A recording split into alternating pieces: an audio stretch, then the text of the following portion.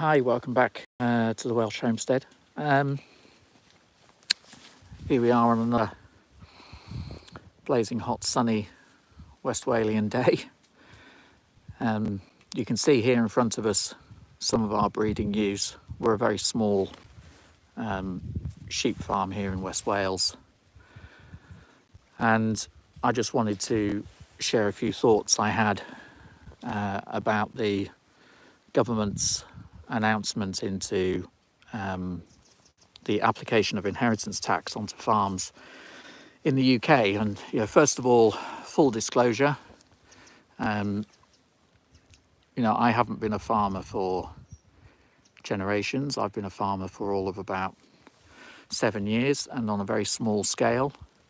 And also full disclosure, as it's currently set, these tax plans would not affect us.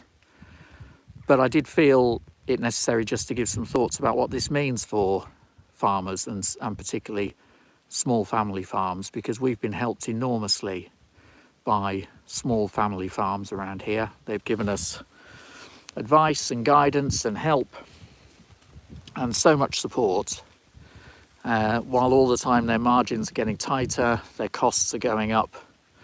The income they can expect to make, particularly on livestock, is variable year on year. They carry an enormous amount of risk, and often these farms have taken 3 or 4 generations to acquire the land, or the assets as the government likes to call it, to form a farm that is just about viable enough to support a family. And when you consider, I come from a corporate background, so I look at things from a bottom line point of view, and we don't make a profit here on our farm. We barely cover our costs, and the income that we live on has to come from elsewhere. But when you look at the actual profit margin of your average family farm, the margin is 5% or less. So when people say, oh, well, I'd love to have a £1 million farm that I could leave, or a £2 million farm that I could leave and it wouldn't bother me to pay the tax, just ask yourself, how are they going to pay that tax? Where's the margin going to come from?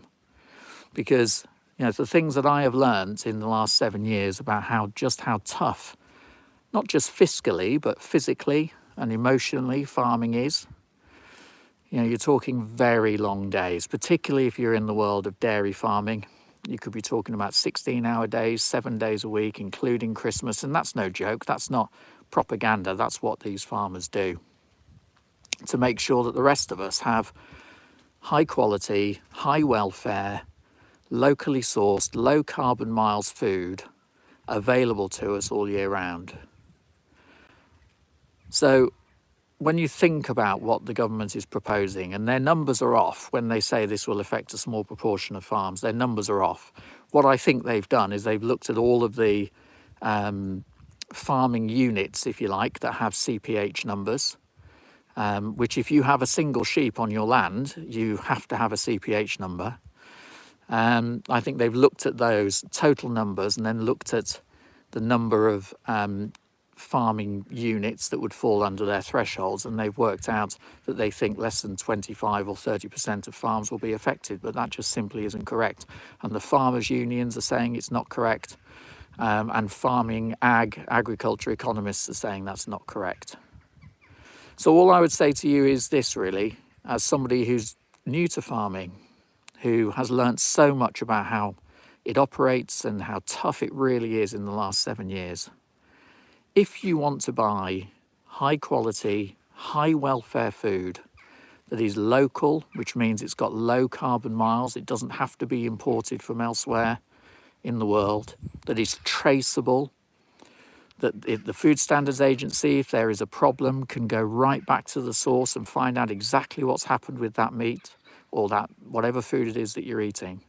If you want to live in a world where that sort of food is readily available for you in the supermarket or your local butcher or your local greengrocer, then we have to have sustainable and viable family farms in the UK. And taxing them every generation with a significant amount of tax, hundreds of thousands of pounds, simply makes those farms less viable, and it puts them at risk. And we will end up in a situation where we don't have those sustainable farms in the UK, and we have food insecurity, and we end up having to import the vast majority of our food from elsewhere in the world. And that just isn't sensible. So please write to your local MP, tell them what you're hearing and seeing online.